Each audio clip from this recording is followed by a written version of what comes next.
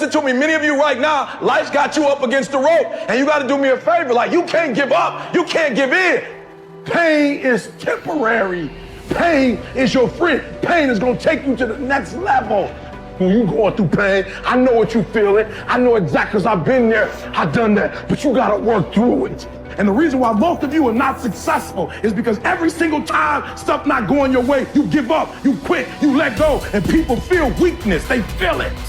You can feel when somebody's not committed, when they're not all in, when they're not dedicated. And there's another level you get to when you go all in.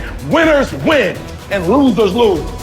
There are going to be times that you're going to be wondering, why should I keep showing up and working my business? Why should I keep at it? Why should I keep showing up to the conventions? Why should I keep picking up the phones and making the phone calls? Why should I keep fighting for my goals and fighting for my dreams? And what I want to remind you is that you got to show up for your life regardless of the circumstances. You got to show up in spite of the naysayers. You got to show up in spite of the conversation going on in your mind. You got to show up for your life, because if you don't, nobody else will.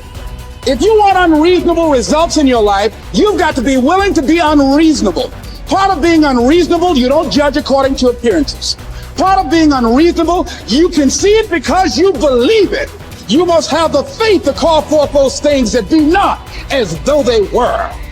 You've got to decide, I deserve this, and I'm going to have it. You've got to say yes to your life. You've got to say yes. Yes to my dreams. Yes to me. Yes, I can make it. Yes, I can. Doesn't matter how many failures I've made. Doesn't matter how many mistakes I've endured. Doesn't matter about my defeats. Doesn't matter about what I've done. Yes, yes. I don't care about the fact I'm in a hole now. Doesn't matter about where I am. The last chapter to my life has not been written yet. If you judge me now, you'll judge me prematurely. I'm still in the process of transforming my life. I'm still in the process of becoming. Yes. The brilliance of Thomas Edison was not in his mind. It was something much more ordinary and often much less respected. I've got no imagination, he once said. I never dream. I've created nothing.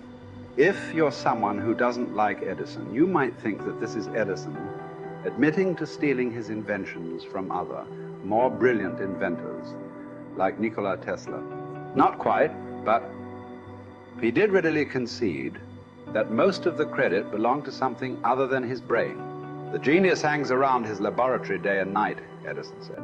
If anything happens, he's there to catch it. If he wasn't, it might happen just the same. Only it would never be his. What he's talking about is showing up. The incredible, underrated power of clocking in every day, putting your ass in the seat, and the luck this seems to inevitably produce. Edison lived in his laboratory and never missed a day. Like Gehrig, even when he was sick, when he was tired, or when visited by tragedy or disaster.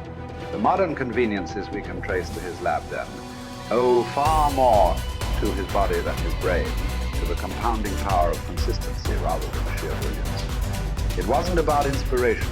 It was about getting to work, show up and try. Get on the treadmill, pick up the violin, script out some sequence, reach out to some clients, read some reports, lift a couple weights, jog 1 mile, cross one thing off the to-do list, chase down a lead. It doesn't matter what it is. All aspects of our life benefit from this circumscribed kind of wisdom. Just as long as you do something every day, that is the important thing. Show up.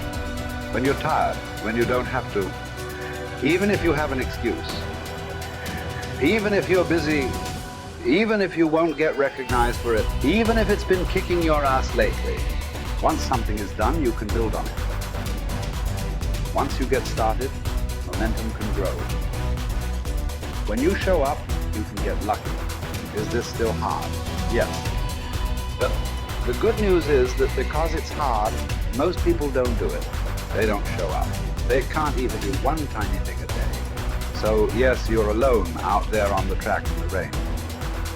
You're the only one responding on Christmas. But having the lead is, by definition, a little lonely. This is also why it's quiet in the morning. You have the opportunities all to yourself. Don't worry about setting any records. Just report for duty. No excuses. And here's the irony. This is also a way to break records. Consistency is a superpower. Day to day, willpower is incredibly rare. Lowell Getterig was a solid position player and a good hitter. But his success really was rooted in the fact that he didn't miss many days of work. It's quite likely that had he continued at his normal pace and not been stricken with R's, that he would have put up career numbers that surpassed Babe Ruth. Getterig wasn't just able to show up despite injuries and fatigue. He also had to push through ennui, doubt, and just plain not feeling it. He had slumps like we all do, but he also understood what they meant. As a minor leaguer, he had struggled at the plate and thought about quitting.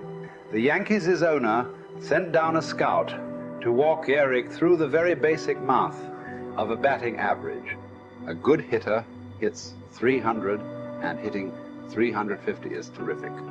Hitting 400 is almost unheard of. What does that translate to? Missing on 6 tries out of 10. A hitter can also go days, weeks without touching the ball. That's what the scout told him. The most important thing a young ball player can learn is that he can't be good every day. You don't have to always be amazing. You do always have to show up. What matters is sticking around for the next at-bat. The ability to do that, coupled with the ability to endure what John Steinbeck called dawdly days while writing Easter Eve. Those days when everything seems out of whack, when you're just not feeling it, when the distractions won't stop, is the first step to greatness, literally. You cannot be great without the self-discipline to do that. One thing a day adds up. Each day adds up. But the numbers are only interesting if they accumulate in large quantities.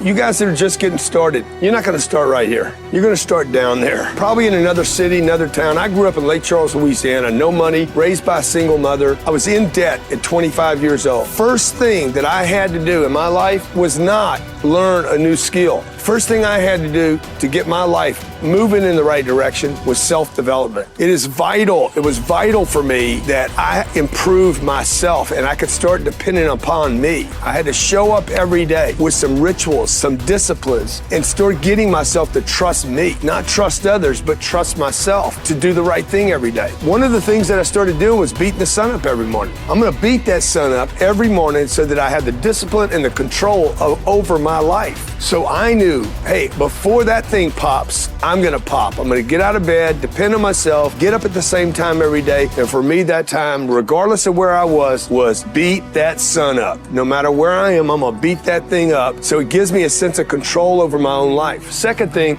I had to start cleaning up my life and my friends and my environment. When I was younger, between 15 and 25, I was doing crazy stuff in my life. Wasting my weekends. I have the saying, weekends are for the weak.